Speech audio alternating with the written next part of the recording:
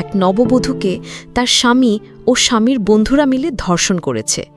নিজের স্ত্রীকে বন্ধুর হাতে তুলে দেওয়ার মতো নিষ্ঠুরতা ভাবা যায়? যে সম্পর্ক ভালোবাসা, সম্মান আর আস্থার প্রতীক হওয়ার কথা, সেখানে স্বামী হল সবচেয়ে বড় শত্রু। একটা মেয়ে, সদ্য বিয়ে হয়েছে তার, স্বপ্নের মতো দিন কাটানোর কথা ছিল, নতুন জীবনে আনন্দে ভেসে ওঠার কথা ছিল। কিন্তু সেই স্বপ্নভরা ঘরেই নেমে এলো দুঃস্বপ্নের অন্ধকার। যাকে সে জীবনসঙ্গী ভেবে বেছে নিয়েছিল, সেই স্বামী তাকে তুলে দিল বন্ধুত্বের নামে লুকিয়ে থাকা হায়েনাদের হাতে। আজকের এই গল্প কোনো সিনেমার না, এটা বাস্তব, এক নির্মম বাস্তব যা কাঁপিয়ে দিয়েছে আমাদের বিবেক। নারীটি ভেঙে পড়েছিলেন, তবু সাহস সঞ্চয় করে পুলিশের কাছে গিয়েছেন।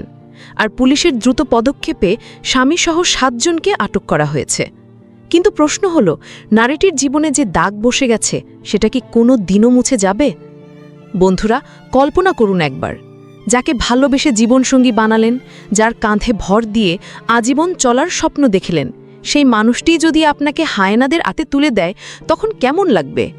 এটা শুধু ধর্ষণ নয়, এটা হলো আস্থার চরম বিশ্বাসঘাতকতা, হৃদয় ভেঙে চূর্ণ করার মতো এক নিষ্ঠুরতা। এমন ঘটনা একা ওই নারীর নয়, পুরো সমাজের জন্যই লজ্জাজনক। আমরা কোথায় যাচ্ছি? কেন মানুষ এতটা বিকৃত হচ্ছে?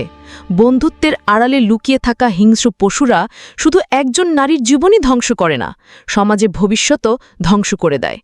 মনোবিজ্ঞানীরা বলেন, ধর্ষণ শুধু শরীরের ক্ষত নয়, এটা মনের ভেতরের ক্ষত, যেটা সারতে সময় লাগে হয়তো সারা জীবন।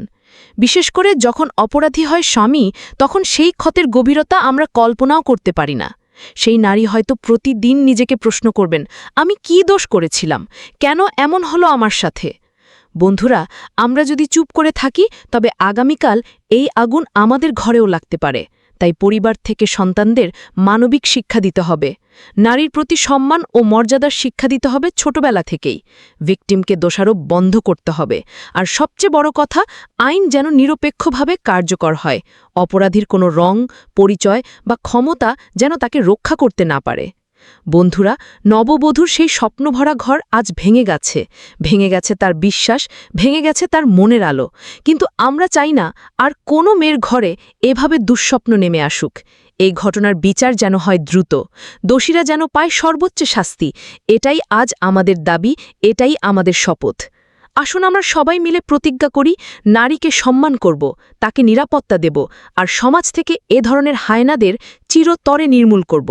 কারণ একজন নারী যখন নিরাপদ, তখনই একটা সমাজ সত্যিকার অর্থে নিরাপদ।